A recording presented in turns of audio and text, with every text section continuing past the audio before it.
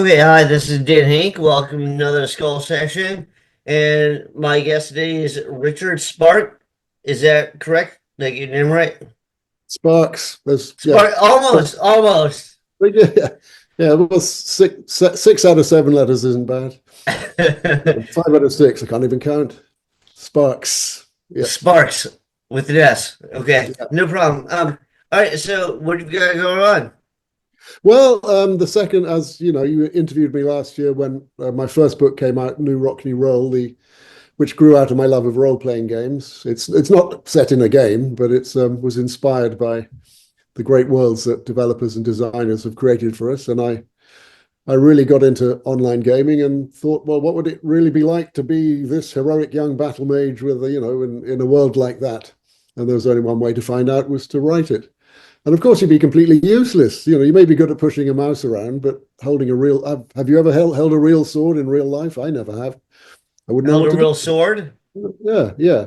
No, I know that they're really heavy. Like everyone tells me, like you'd be surprised how heavy they are. Well, right. You got to have it to cut through the enemy. But so you'd be useless. So things would get worse, and before they get better, and an I did adventure. some sorry to cut you off, but Yeah, yeah. in high school I did a little bit of fencing, but like that little saber is like a lot less than like an actual battle sword. And the saber's the heavy one. The epee and the foil are very light. Yeah. My daughter did fencing for a bit.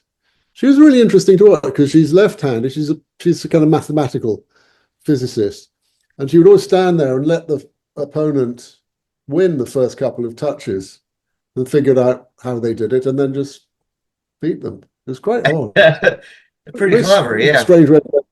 Yeah, but just watching and waiting. So, oh, that's your technique, is it? And then she came up with the counters in the next, win the next 5 points or whatever it was to win the bout. So that was fun. But anyway, yeah, back to the books. It was, they're adventures that are fun. One of the reviewers came up with a term I love. He called it fantasy instead of fantasy, A because fantasy. fantasy. Well, my background as a comedy writer, he was worried that it was going to be kind of a spoof, like, making fun of it, mocking the genre. But no, it's not. They're real adventures, but funny things happen. And the second book just came out last month, New Rock, New Realm, it's called. The series is called the New Rock series because the New Rock, it's a planet. You go to a new planet, and it's like Portal style. Here you are suddenly somewhere where you have no idea why you ended up there, and you've got to figure out what's going on. So it's been a lot of Okay. fun. Yeah. What won't you tell the readers the general premise? Well, that is the general premise. There are three people who win the world championship of sword and sorcery online, and the next thing they know, the hero's whizzed off down special effects and ends up on a hillside holding a crappy sword and beginner level gear, and he's being chased by wolves. That's how the first book starts. By the end of it, so he has to survive in order to find out A, if his teammates are there, one of whom is an Australian orc, that his avatar is an orc, but they become their own avatars for real. So instead of being a retired teacher, he's now, as I said, a heroic young battle mage but no magic staff. Is there even magic there? Well, he's got to find out and work his way through the training and getting good. And the third member of the team is Priestess. She's a dual wielding sword dancer. She's an Asian American girl. So we've got one Australian, one Brit, one Asian American, and they are now their own avatars in a real world that is similar to the worlds you get in the sword and sorcery game worlds we play in role-playing games. And in the second book, well, you can tell from the title, New Rock, New Realm, they go somewhere else and do something else. Right, well, I'm just going the like socio-political realm for a minute. It's like we've gotten so diverse now that nobody, like, people don't like get all tribal as much. They're like, are you into the same stuff I'm into? Okay, awesome. Yeah. Well, that is an interesting point, Dan, because the sci-fi and fantasy community is very loyal. They're very keen on finding good new stuff, and they really enjoy it. They're totally into it. So they tell each other about it, and when something comes along that floats their boat, they Oh, really definitely. They love definitely. it. That's just really nice that feeds back to the writer. And they actually break a lot of boundaries, but it's in a cool way because I think if you break boundaries in a way that advances the story, is awesome. If you break boundaries where it sounds like you're preaching to people, nobody listens. But I like Star Trek had I think the first interracial kiss on TV, but like it Yeah, was such a good story, it just made sense. it was great. I had dinner with Bill Shatner a couple of months ago. It's very nice. He's a friend of a friend. He's like 94 and sharp as a tack. Very amusing. Delightful to meet him. So you can do more in fantasy. In fact, Shatner said somewhere in an interview that science fiction is just human beings in other places, which is a nice definition. But you can do more in fantasy than you can do in real life. You know, a lot of there's a grumpy old English novelist called Kingsley Amis, now dead, who Why do you say grumpy? well, he's just an old misogynistic curmudgeon right winger. But he said towards the end of his life, I can't read a book unless it starts with the sentence a shot rang out.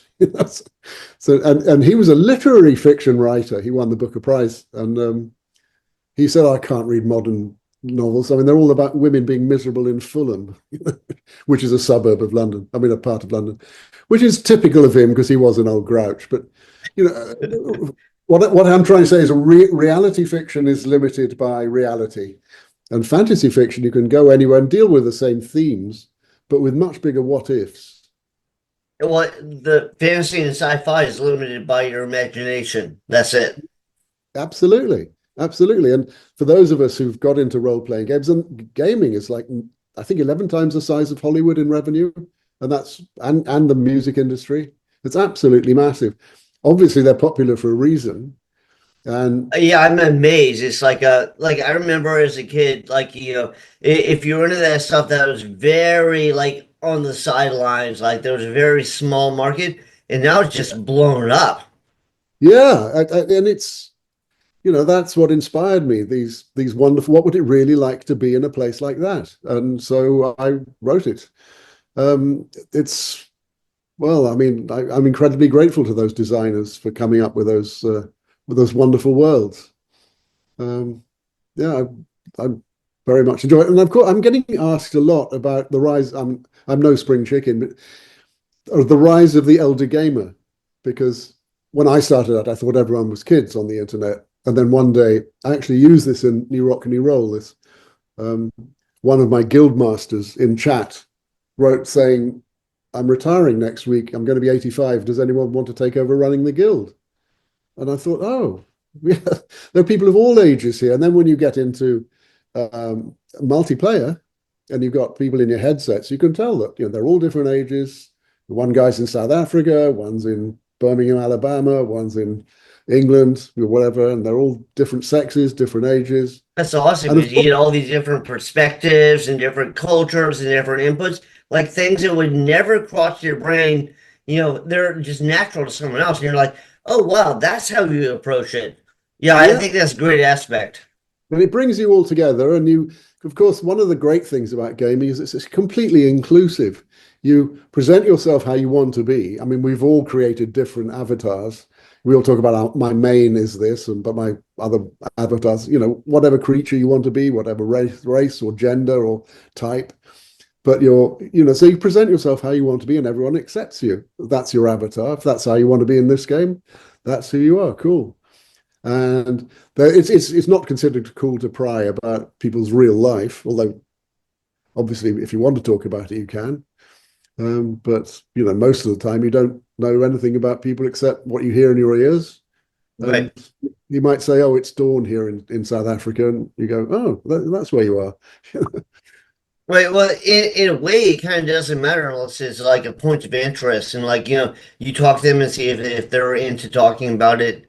You know, but That's exactly why it's so great. It's inclusive. You don't interfere. You yeah, don't. people unify on mutual likes. Right. And that's the great thing. It's actually become like a lot of the stuff that when I was a kid, like if you were into that stuff, you were a nerd. But now it's Yeah, become cool. Like I and it's loved it's comic books great. as a kid, But I remember if you were into comic books, there was something wrong with you. Now everyone loves it. Like, how big is the MCU? But oh, absolutely. And And one I of the, mean, look, like if you talk about like role playing games, look at Stranger Things. It just blew up. it's definitely, it's the whole new horizon happening. One of the reviewers of the first books said only a real geek could write with this much love about this story, which I thought was just so nice. Somebody called me a geek a couple of days ago, I might have been a bit offended. But so it's the gaming world is huge, and that's what inspired. And I'm using the techniques of writing novels to tell a story, bring a story to life, which you're showing and telling at the same time. Because in games, and I've talked with game designers and developers and writers, I say, look, you're very limited by what you can do. And they start off by saying, no, we're not, we can do anything. But I say, but it's already written. Your game is written. It seems like you're in a sandbox and you can go anywhere and do anything, but you've already created it for us with whatever choices are available. And there are only two quests in a game: go and kill or FedEx, we call them. Go and kill something or go and fetch something. Now, in a book, I mean, my books are what the F is the quest going on, as you're trying to figure out, and the hero's trying to figure out what has happened. What is this big new challenge that suddenly appeared on the horizon? Because each book has got a different story, a different challenge, a different quest, a different map to explore. And so they have to sort that out. And you can't Google the answers in a book like you can in a game. If you get stuck in a game, and you can just Google the answer and find the way out of the puzzle or the trap if you're impatient. But in a book, it's not like that. You just trust the author's going to not cheat on you at the end. It's going to give you a good reason why you should follow along with the story and enjoy it. I noticed in your writing you have like a little bit of a sci-fi element. It's like a like interdimensional element. It's like not just straight up like people with swords fighting on a battlefield. This is because I have played many different types of games myself. I remember the series Mass Effect, I really loved. Well, 2 and 3. Mass Effect 4 again had the problem with a lot of endings. It had a terrible ending, just like Game of Thrones, the TV series, had a terrible. You can't end like that if you're a good writer. You've got to Side note, Game of Thrones was the best thing on TV until that last season. I mean, I yeah. think it started to go down a little bit after they ran out of George R. R. Martin's source material, but And it didn't he's really bite the shark until it got to the bottom. bite the shark. There's jump the shark. Or But jump the shark, nuke the fridge, yeah, well, the funds didn't quite turn up on his water skis, but it was close. Yeah, look, all story structure is the most important thing any storyteller can do, and it's the hardest thing for us all to learn. I've had 40 years as a script writer, working with really good producers and editors and script editors and directors. It's learning to rewrite, learning structure. Very, very important. And all structure is set up and payoff. Simple question. If you want Game of Thrones to end up with Daenerys going mad, don't have it happen out of nowhere. Give us right. some clues that this is going to happen. Give us a reason, because we were there going, what the F, huh? How did that? I think that was everybody's complaint. It was like everything was so abrupt. Like they built up that wall for like 7 seasons, and then all of a sudden one episode's over. Right, just because they wanted a shot of a dragon melting a throne or something. Yeah. I mean, it's lamentably bad because they didn't set it up. Well, I heard the writers too were done with the series. Like they got not fully, but they had the contract for the new Star Wars, and so they just wanted to be done with Game of Thrones so they could do Star Wars. But the reception was so bad they lost Star Wars. Well, I did not applaud them because they'd done a fantastic. Game of Thrones really was great television. It was destination television, must see. My wife and I watched it every Sunday evening when it came out, and then we call our daughter and talk it through with her. It was just great fun. But yeah, you've got to set up and pay off. And again, with Mass Effect, that series, it just turned out, oh, it's all a joke. In the end, you can't just drop it on people like that. And so you have to do your story. And funnily enough, on my series, I've written 4 in the New Rock series now, and one of my test readers is a producer, an Emmy Award-winning producer in Los Angeles, and I said to him, "Do you know? I think the series is kind of complete after book 4. I think it's, and I want to keep writing them. Is that okay?" And he said, "I love it when a series ends." And I go, "Oh, yes, actually, it is kind of nice to know that the Lord of the Rings ends when it ends." Yeah, That's a no, I feeling. agree. I totally agree. I That's a heard that feeling. was the biggest problem with Walking Dead. It just kept going and going and going. After a while, they're just like, it's the same thing over and over again. Well, we do tend in television, Johnny Carson said some other writer wrote it for him. Obviously, television is the only industry that eats its own young. And we do tend to flog them to death. If it works, we'll do it again and do it again. That's the rule in sitcom, which I've written a lot of. Beat it to death, yeah. If it works, do it again. Get them back to the beginning. Do it again for 26 episodes or whatever it is. But with a series, yes, completion is good. So basically, book 5, which I'm now writing, is it's sort of a continuation, but it's to some extent a spin-off. But the story is complete. If I were to drop dead tomorrow, you got your 4 books. You're not going to say that it's not complete. But there's always more after a story's ended. So I'm hoping to have my cake and eat it with it. But at least I've completed, and the ending is solid, which we can't say about the Game of Thrones TV series. I'm sure George will get it right because he's a brilliant writer when he does the books. I can't imagine him not pulling it off as well as he's pulled off everything else. Wait, well, And when they base off the source material in those early seasons, it actually is way better. And you can kind of see they slowly decline after they run out of the source material. Like I heard he was advising, but they obviously didn't take enough of his advice. well, I'm sure they wouldn't have gone against it. I mean, that would have been odd. No, but I But think Hollywood often thinks they're smarter than the creators, and they're not.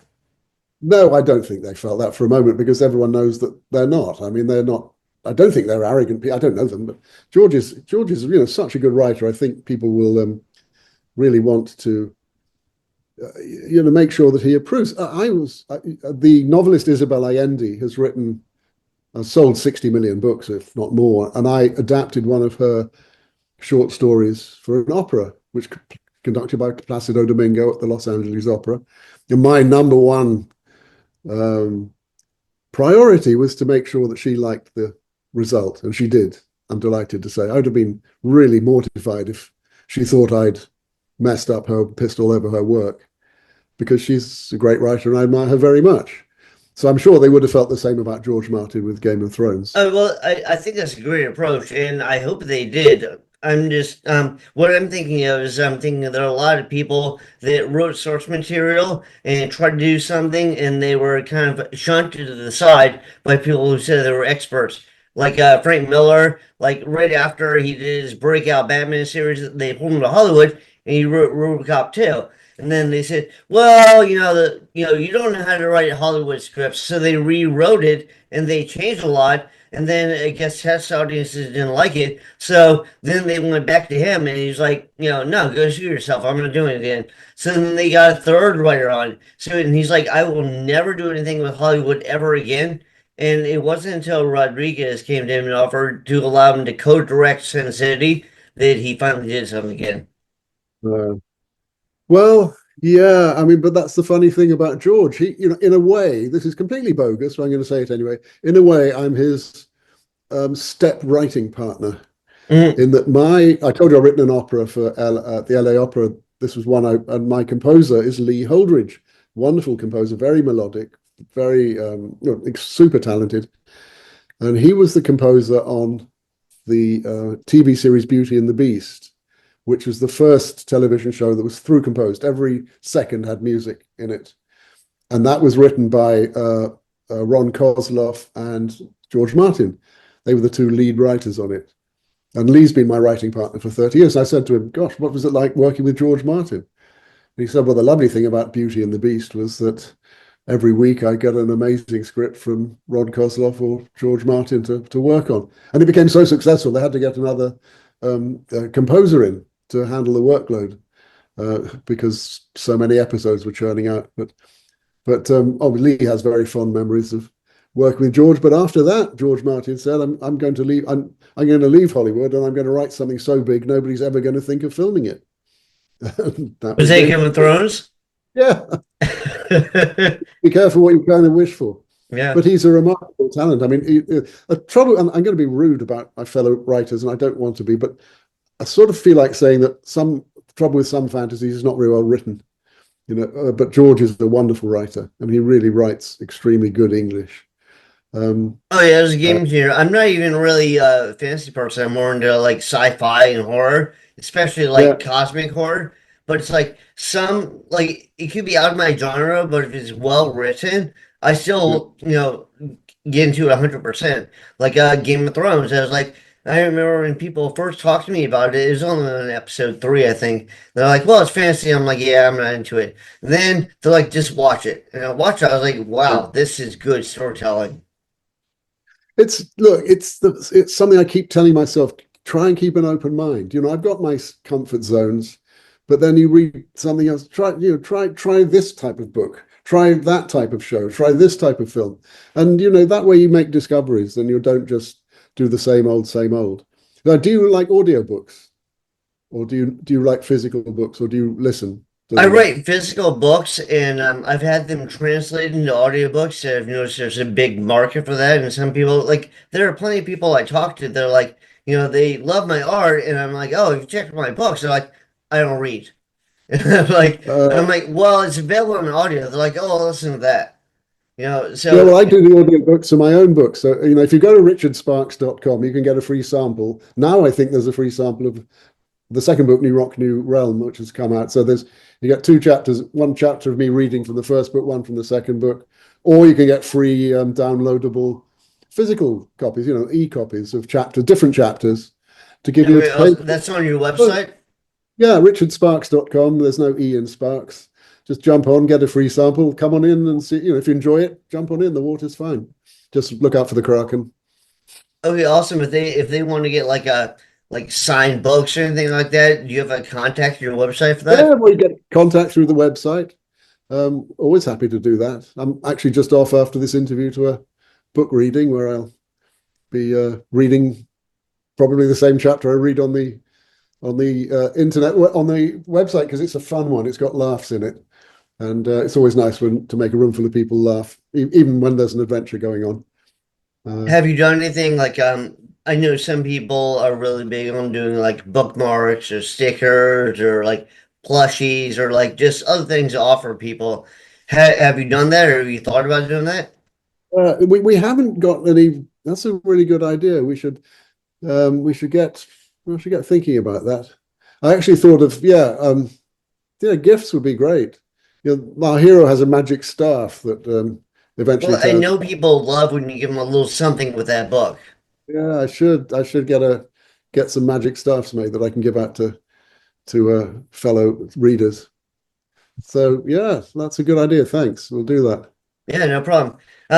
All right, so I don't want to keep you here all day, but do you have recommendations or like one thing I ask people and don't like you don't have to say that this is what your book is based off of, but if they like your work, what else would they like, or they like something else, that would mean they like your work. So what would you kind of roughly compare it to? Well, one of the reviewers said it was like Ready Player One meets Lord of the Rings in Discworld, which is pretty good because Ready Player One was a wonderful book. The film, I'm afraid, was nothing to do with the book. Straight. I mean, I was thinking, why do they call it that? The book was really so well constructed. Uh, Okay. yeah, and then Lord of the Rings is everyone's favorite, Yeah, and I of course think I've heard of Terry that Pratchett before. is funny, yeah. And Terry Pratchett, yeah, has comedy. I mean, he writes a different kind of comedy from me. His is lighter. Mine, mine are more adventures in which funny things happen. And of course, Douglas Adams was my great friend and Oh, he's contemporary. amazing. Yeah. Well, if we had longer, I'd give you the Douglas stories. But I had a Well, we're drink. gonna have to do another podcast where we''ll think Well, about that the because I first, love Hitchhiker's Guide to the Galaxy. Like yeah, in Dirk Gently, Detective Agency. Yeah, growing up, I loved his stuff. yeah. Well, we had a lot of fun together. So yeah, well, when the third book comes out, I'll come over and tell you the Douglas stories. But I'll just do a quick one. Is that I had a beer with John Lloyd when I was in London, and John produced. Well, John actually wrote the last two episodes of Hitchhiker, the original radio series with Douglas. Douglas ran out of ideas and got John in to help him. They were roommates at college, and John went on to become our great comedy producer of our generation with Not the 9 O'Clock News and Spitting Image and Blackadder and QI. And I was having a beer with him the other day, and he said, Douglas was hopeless at everything except having brilliant ideas, which is Douglas was what? Douglas was hopeless at everything except Hopeless at everything. Well, he had the answer. Brilliant he had the ideas. question, but the answer. Well, he did have brilliant ideas, and Right. he's gone much too soon. But do you recall what I'm talking about? Like when he had the answer? It's 42. He didn't know the question, but he had the answer. Yes. Yeah, apparently there's a real thing about it. John was explaining to me, yes, it's a real thing in science or something, but I didn't quite follow. But yeah, Douglas he was really into gaming, well ahead of his time. I mean, he didn't see the 21st century. I think he died in 99, but he was really into gaming in the early days. And his memorial service was really charming. It was up in Santa Barbara where he and Jane, who's my great friend from my university, his wife, had moved. And all the English people speaking there were funny. They did, amusing tributes to Douglas. And, Simon Jones wore the original dressing gown from Hitchhiker. He played Arthur Dent. And then Mike Nesmith of the Monkees got up, and he's really moving. He said, I was driving along the freeway in Arizona and the phone rang and the light went out of my life. It's so sad. And he and Douglas had really bonded over a lot of tech stuff. It was a beautiful. Yeah, no, the world lost a brilliant mind with him. Yeah, he was awesome. Yeah, and he was. I got some stories I shouldn't tell. And there's one time I'm going to tell it anyway. He was so behind with delivering something that I think his publisher or his agent invited him to a hotel for lunch. So come on up to the room, bring everything, and we'll go through it. So Douglas brought all his work that he'd done, and the publisher locked him in the room and said, "Right, you're staying here till you finish it." And Douglas finished the book in 9 days because he just wanted to get out of there. Yeah, but he was but he wouldn't mind me telling that story because the work was always good. Right. And it's an amusing story. No, he's a sweetie. Yeah. All right, man. So, do you have anything else you want to tell the general public, the audience, like something they should check out? They should definitely buy your stuff. Your website, is it available on Amazon? What are the sources? Amazon, amazon.co.uk as well as .com. All the bookshops, bookstores. It's a small American publisher, Kasich. They're a small science fiction fantasy house. So I think it's in bookshops everywhere. If not, I'm sure you can order it. Jump onto richardsparks.com, get yourself a free sample, and if you enjoy it, there's 3 more to follow it up with 3 more lots of adventures, and it's been a real ride writing these. I've had a lot. It's not been easy always, but it's been great fun.